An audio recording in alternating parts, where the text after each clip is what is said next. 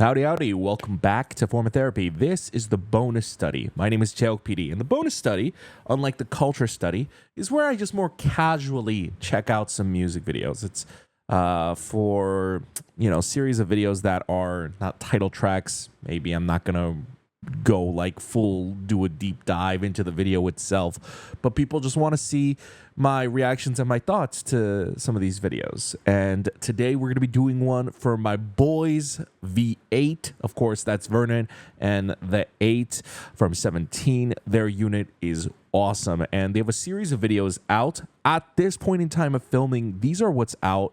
If there's more coming out, I might check them out. But in the meantime, we have Girls and Boys, we have Mia, and we have ADM. At this point in time, I have listened to the V8 album, and the V8 listening party reaction is out. That's going to be out over on my Patreon if you want to go see the listening party for it, as well as I'm going to check out a few live stages for it as well. If you want to see all of that, that's going to be on Patreon in the link right there, patreon.com/formatherapy. Of course, you don't got to support the channel monetarily. Just a brief little plug. Let's go ahead and check out V8's videos. We're going to kick it off. We're going to watch these in chronological order. So we'll start with Girls and Boys.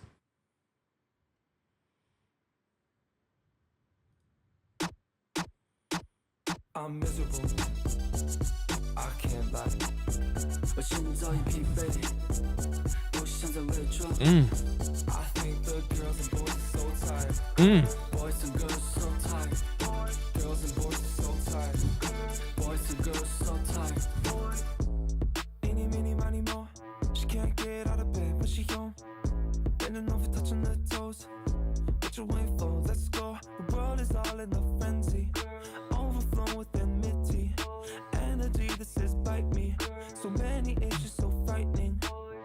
现在我想放手试试，大胆出现来一次 Listen so much division， 愿这个世界多一点爱。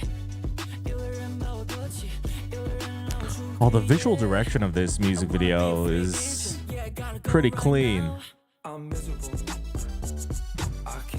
It's very in line with the kind of original Pharrell Williams type of beat, as well as it's got the kind of like the laid back casual gesture that the song has. Video's not as intense and hyper as something like Sing a Song.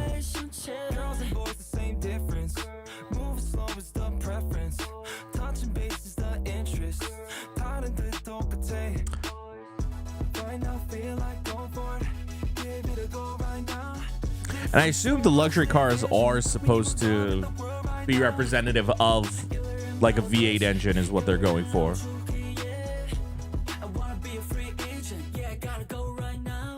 I'm miserable. I can't lie. There's something about even like the framing of some of these shots, like especially like the close up wider shots that we're seeing, like this shot right here. It's a little bit more like a throwback video.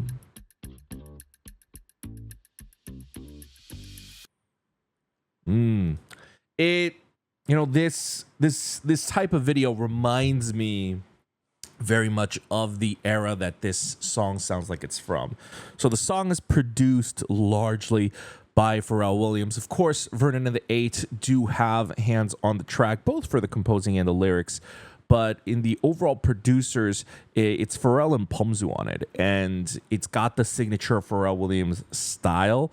A lot of this song is kind of very, just like, kind of like a let go sort of a feeling. And it's kind of leaning into the apathy of the lyrics and like the girls and boys that they're singing about.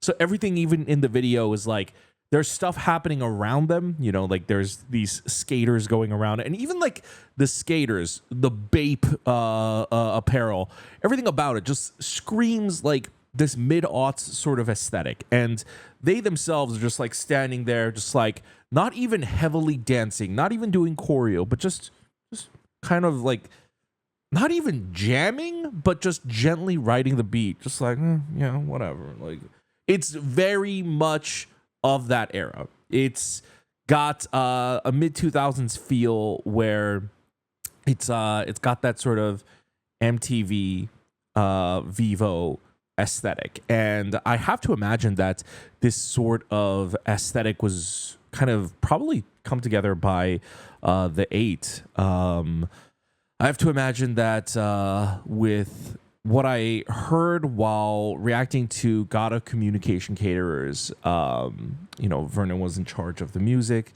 The Eight was in charge of the visual branding. It's too on brand with the music for a music video like this that I can't imagine that they also didn't work on this as well. It's a very kind of simple music video, but I think it captures the heart of the song. Let's go ahead and check out next up.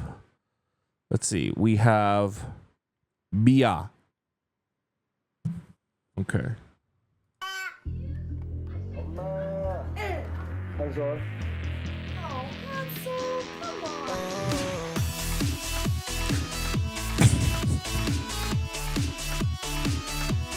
Oh my god.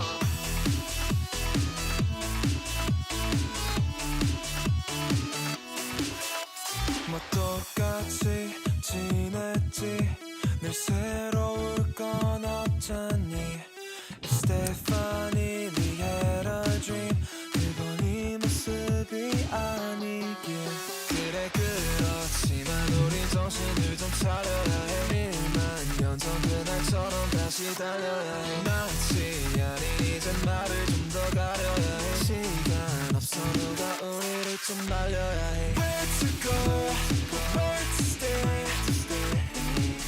우리 정신을 좀 차려야 해 Where to go Wow, there's a lot of footage of him. Where to live whatever the shit is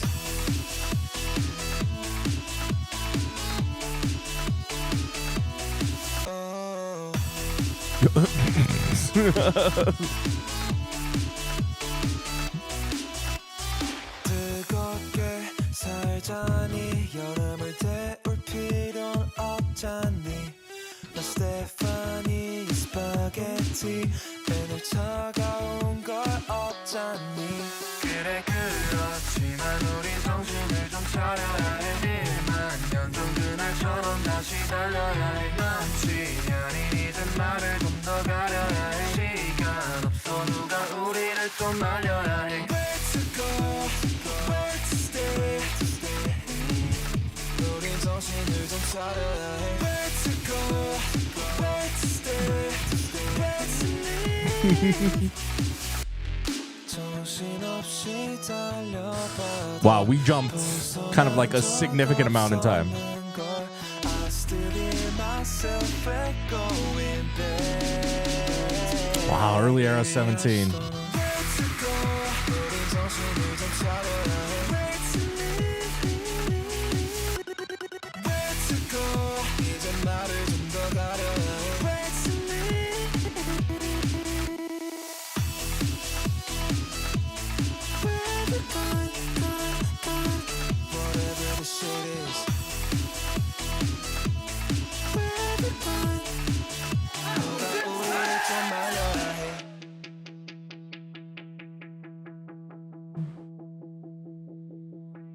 Oh Ooh.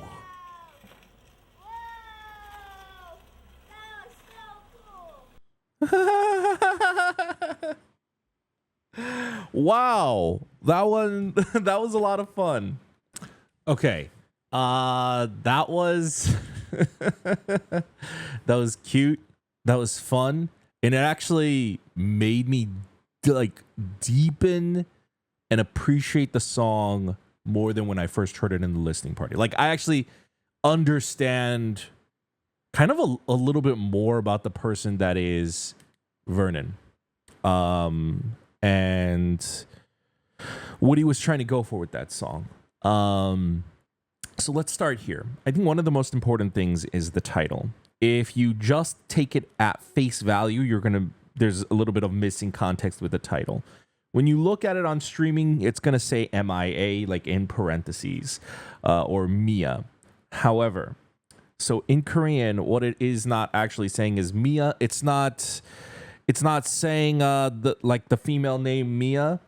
In Korean, it is written as Mia. That's how you pronounce it, Mia.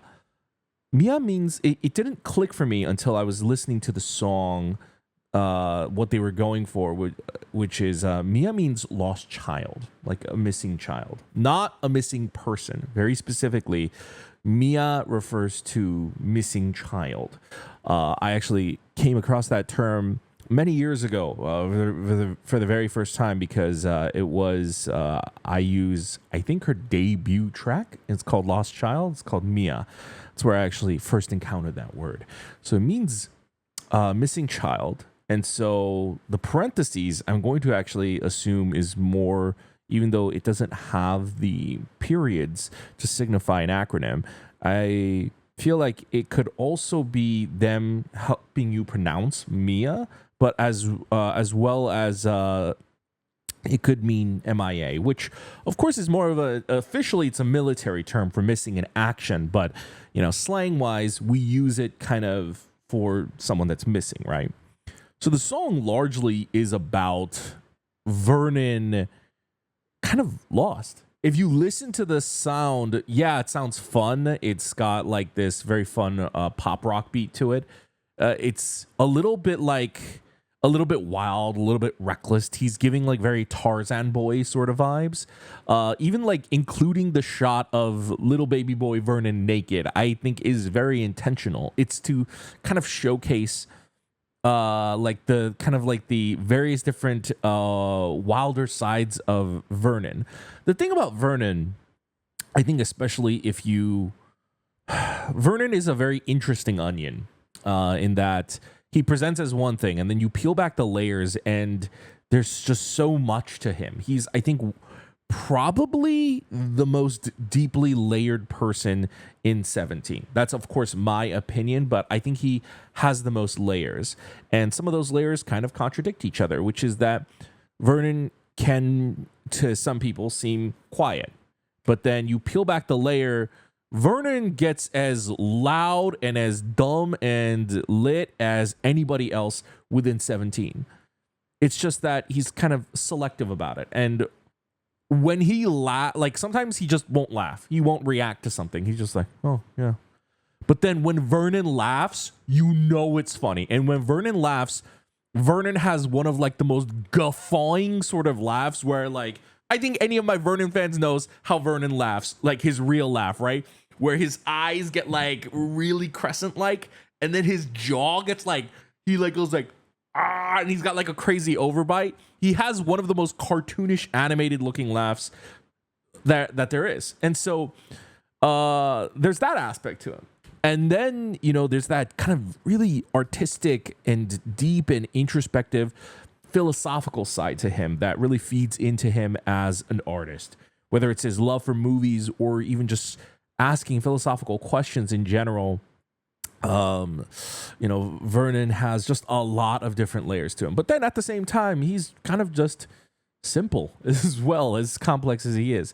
And I feel like that's what a lot of this music video and this song actually kind of touches on, is like kind of the wildness of this person and like the growing pains of this child, but it's not growing pains like most people. It's not just like, teen anxiety. No, for Vernon, it's been this tug and pull of like being this complex person, of someone who's kind of like lost in direction.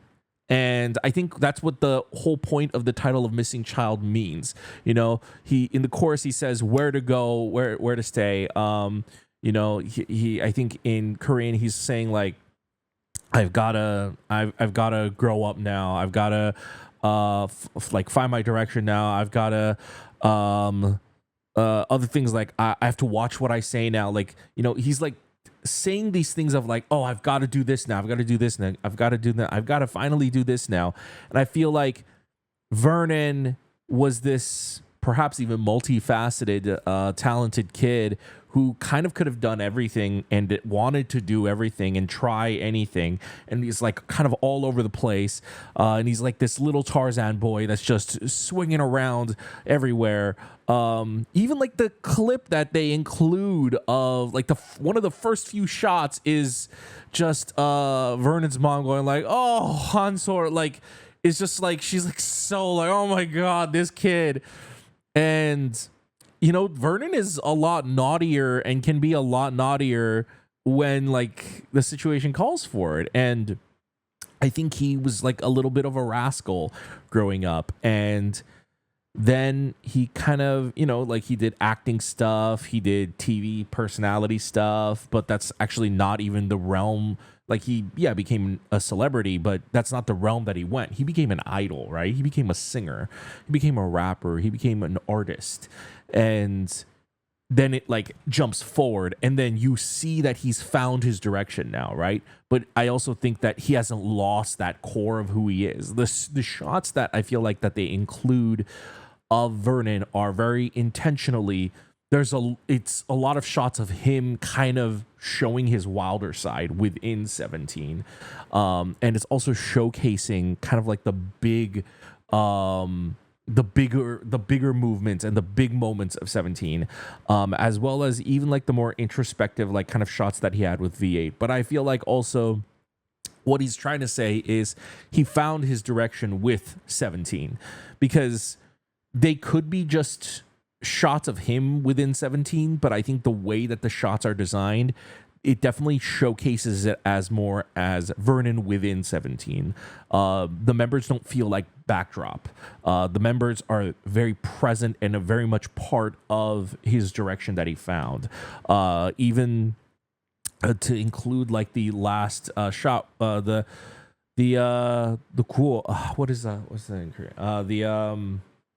Like the shout and the mantra that 17 does, you know, my carrot stands no, you know, the thing that they do where they grab each other's hands and they link all their thumbs, including that as like one of the final shots, like really, I think is also him expressing his kind of love and almost like 17 being a North Star for him, and finding his direction. And so I think that's a very big part of the identity of the song as well, or at least the tribute that he's trying to make. And so I kind of got like very like little different things here and there. Of course, you know, these are just guesses. These are just impressions that I got as a fan, as someone who's been following them forever, and is a fan of Vernon. And of course, I don't know Vernon personally, but like, you know, taking what I know about Vernon and what I've seen from Vernon from across content,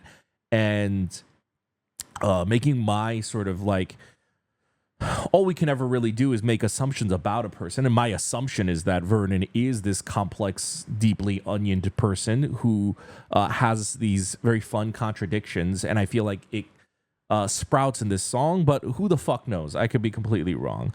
Would love to hear your guys' interpretation. But I love the music video. And then ending on that shot of just like that cold ending of just rolling downhill and just like, wow, that was fun. Is that like really like is the perfect time step. It cuts to the core of what I feel like is Vernon's attitude, as well as that entire video is like, this is a kid just having fun.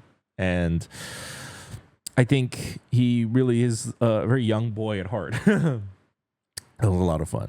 Okay, next up, we are going to check out the 8DM. Let's go.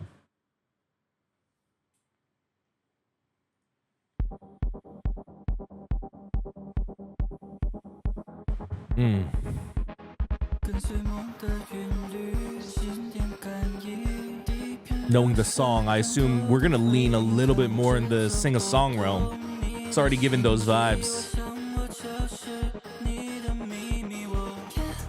Oh yeah.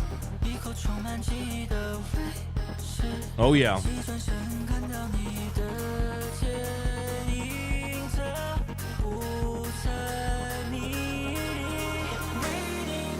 Woo! damn, that shot, that crucifix shot is so cathartic. Come on. Come on.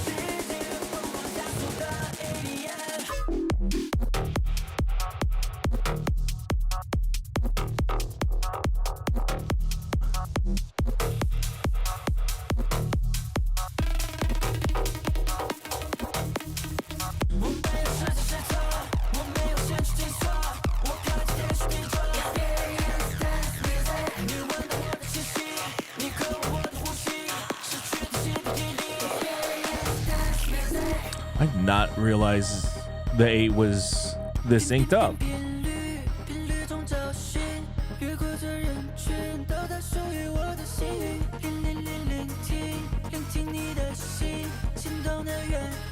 It's also voice cut. Oh, there are some great haunting moments in this video that gives me absolute chills. I'll point it out after. Oh, this guy.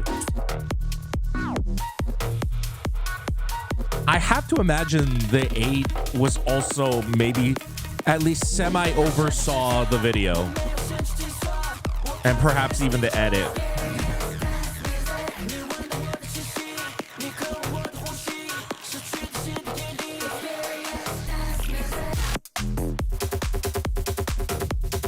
Wow, the vision for the edit on this music video is freaking phenomenal.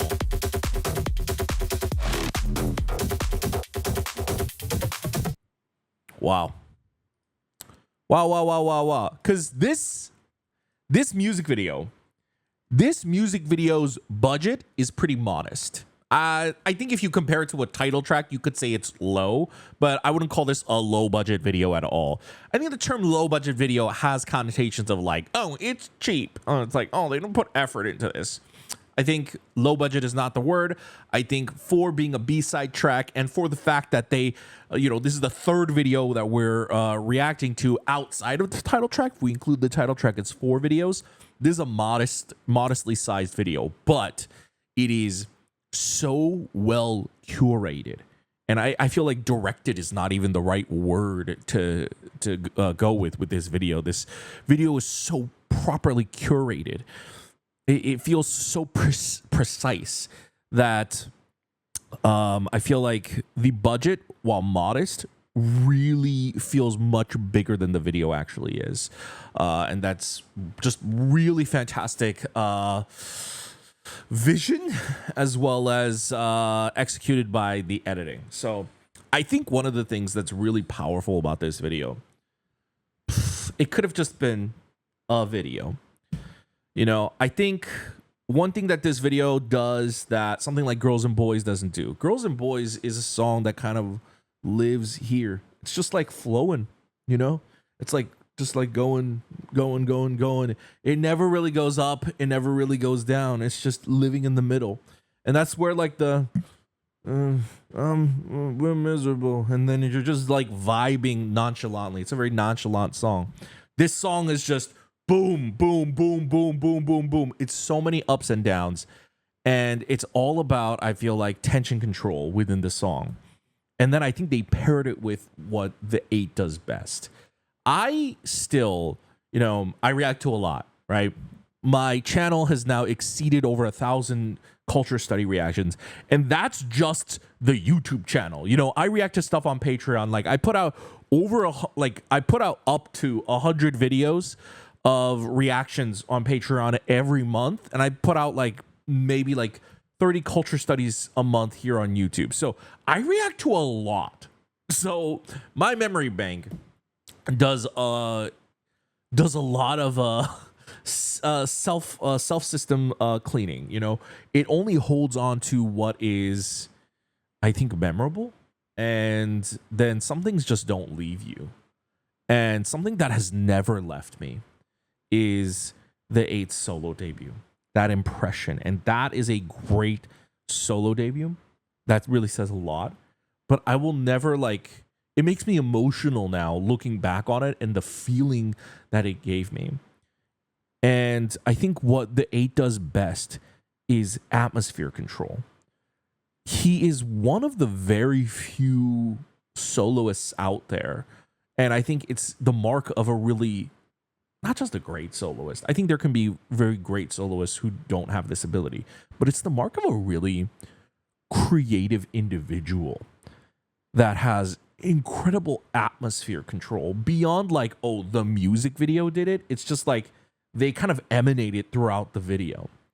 I feel like within kind of the K-pop sphere, examples I could give you of people who have that great atmosphere control of just like this like can live in like a haunting silence are people like Taemin. But I don't think Key or Onu necessarily have it. I feel like they're more music driven. People like 10, but I don't think other people in NCT have it, like Taeyong. No, I think they're more music driven, charisma driven. And then there's the 8. The 8, the atmosphere that he kind of creates in Orbit and in here, which is like energy wise completely on the opposite spectrum of Orbit, is it feels like you're like being sucked into his world. Like that's what the 8's art does. I feel like with Vernon's music video and song, it was like an onion. You know, he just kind of peeled open a layer and he's like, here, take a look. Whereas the 8 with experienced dance music, he says, hey, come inside. And it is such like, I'm not like an EDM festival person, but I do like electronic dance music. Depending. And this level of immersion feels like I understand the high that people get, the non-recreational drug-wise. I understand like the musical high that people get of attending like a music festival, of getting really drenched inside a song, of like getting sucked in. The fact that the 8 is able to do that is, I think, incredible as an artist too, not just with his music. And I feel like that's what this music video also does really well. It really feels like it pulls you into its world. By the end of this music video, I feel like I'm in a completely different headspace that is influenced by the energy of this video, much more than any of the other videos that we just watched. I feel like I watched everything more externally and passively, and here I feel like I'm still inside the video until I go watch something else that pulls me out of here. Some of the, I think, ways that he does that is through really great, I think, well-timed shots. I think the shot design, the timing of the shot, everything about it. But first off, the video does a great job of discovery. So of building a story, of building a theme, just narratively. Discovery, you know, wipes off the sand. It's almost like he's discovering us with the camera being under the glass. And throughout the entire video, it's just building tension. Let's just watch it again. Just tension building, tension building, tension building. You feel like something is gonna pop constantly. Even right there, the energy of the 8 right here, it feels like he needs to get something out. It's like something is like trapped inside of him. And he's like, oh, he's like just almost too hyped up. Even the shot of the 8 doing this, timing it with the drop, not even the drop, but timing it with the transition, and then you hear the synths, the risers coming up, and this beautiful backlit crucifix shot is such a cathartic release. But this isn't even the chorus. We're not even hitting the main release. This is still ascending. This is still building and rising. It's just now rising at another level.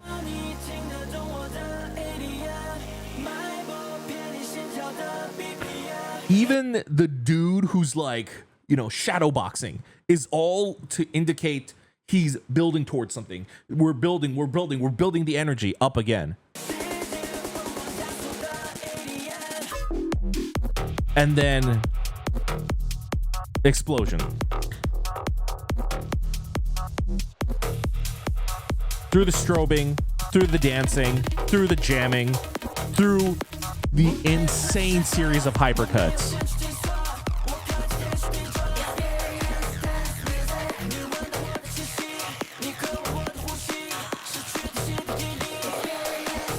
I shouldn't be surprised, but I am surprised by how cut the 8 is. He's not someone who shows off his body like that.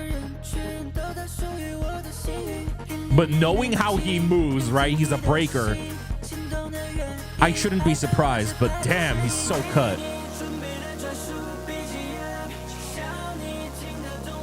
There it is again. So I guess my favorite shots are coming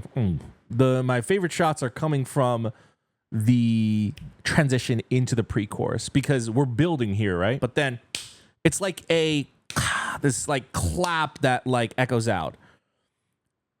That transition into then now the pre-chorus is starting. Again, it's building frantically, but it's still building, but then we cut out any sense of percussion, and now it's just like hollow and empty. But actually, the thing is, while kicks and drums sound really cool and epic sometimes in music, when you actually pull out kicks, it makes it sound even more epic.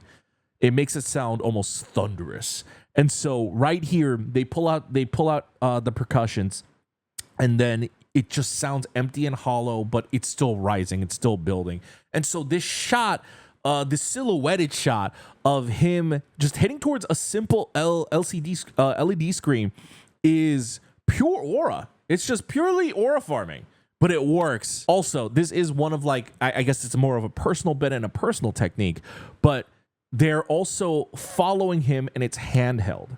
I think one of the things, like, it could have just been a smooth transition in, but the slight little handheld, that frantic energy that you're getting right there is completely different from these smoother shots. That frantic energy is feeding into, again, something is about to erupt. Something is about to explode. That is what that shot kind of indicates. And it gives me goosebumps when we get into that shot. So for me, that first pre-chorus shot of when he ascends with like the crucifix shot, and then the second pre-chorus where he's walking up to the LED screen, just really give me chills.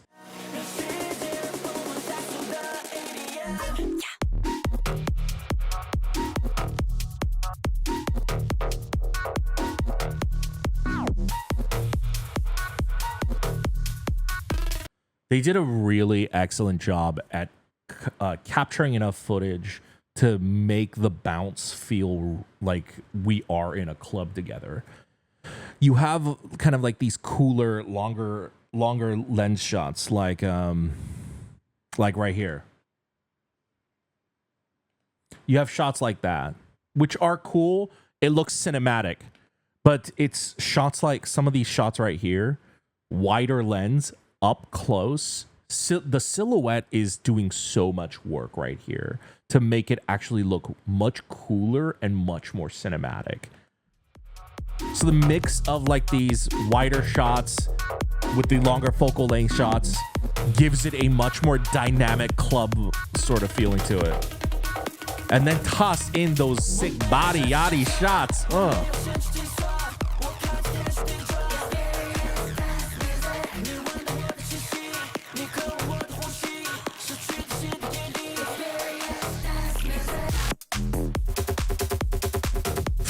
I love this edit right there. When we just throw up everything on screen. Oh. And then the final rain dance set.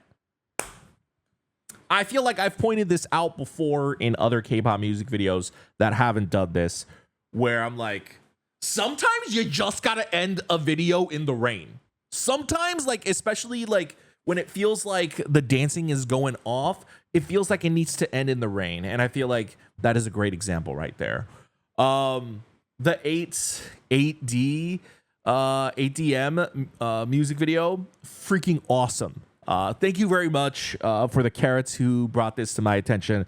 You know what I like. And I mean, it's not just that I love 17. It's not just that I got 17's logo tattooed on my arm because I love them so much. It's the fact that V8, and I mean this with no offense to any of the other 17 units. It's just they are the most creative and visually kind of artistically distinctive unit. And to me, that's so much more fascinating. And when I heard the initial announcement that these two would be debuting in a unit, I was so stoked. I was like, oh my God, that is the perfect combination. I know we're going to get something creative. And not only is it creative, but it's also fun. I think creativity and fun and kind of like a recklessness, I think, is a really hard thing to capture. So stuff with like sing a song and all of that. I feel like you can be really creative through control, through well, not control is too broad, but like through like really dramatic stuff. But to do a very hyper pop EDM focused project, but make it artistic, make like, I listened to the V8 album and that album made me feel so many things. It's not just EDM. I feel like a lot of EDM, like a lot of dance music, I feel like is just, ooh, that's fun. The drop is great, but it doesn't make me feel anything. I feel like my favorite EDM songs, which honestly are like less than 10. It might be less than 5. My favorite like to the death EDM songs are like less than 5, are ones that make me feel emotional, are ones that make me feel fucking something beyond, ooh, this is fun, I want to dance. And the fact that they did that with the whole album really speaks volumes to their creativity. And honestly, with I would say a harder challenge to, you know, all art is about control or lack thereof. But to do that again in a realm where hyperpop and EDM has so many moving elements, I think is so much harder, and it commands so much more respect from me.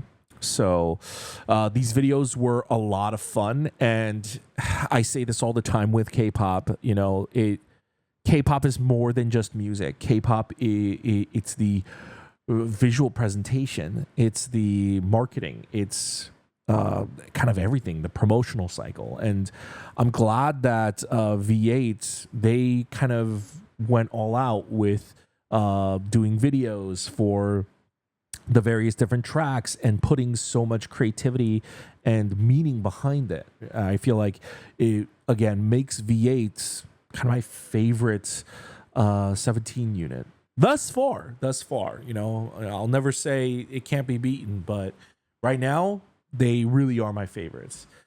Ooh, my gosh. That's going to be it for me in this bonus study. Thank you for tuning in.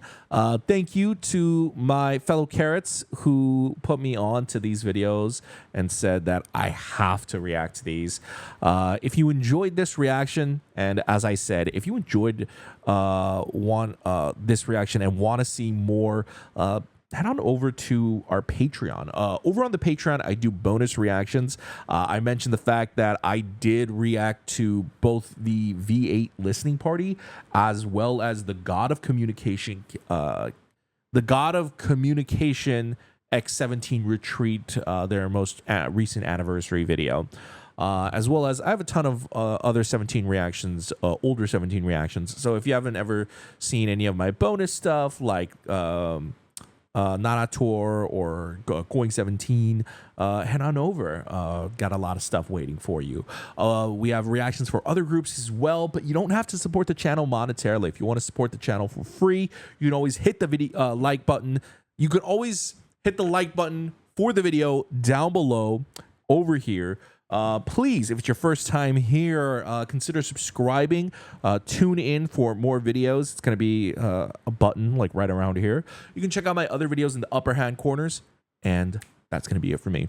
Thank you for tuning in. I hope you have a wonderful rest of your day. Go stream some more V8, and I'll see you later. Peace out.